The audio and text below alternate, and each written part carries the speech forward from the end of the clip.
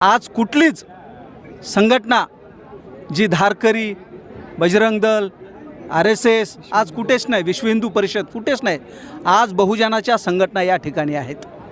आणि नक्कीच मी या ठिकाणी मुसलमान हा आमचा भाऊ आहे, या ठिकाणी मुसलमान विरोध करत नाही, ख्रिश्चन विरोध करत नाही, बौद्ध विरोध करत नाही, NT-DNT VJNT विरोध करत नाही, तर या ठिकाणी विरोध फक्त आणि फक्त ब्राह्मण करत आहे.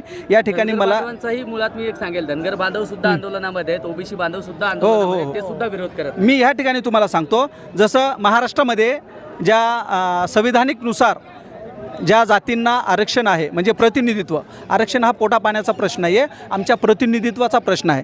तर या ठिकाणी शेड्यूल कास्ट महाराष्ट्रामध्ये 13% आहे, शेड्यूल ट्राईब म्हणजे ST 7% आहे, OBC 19% आहे, संविधानानुसार जे आरक्षण दिलेलं आहे. दुसरं SB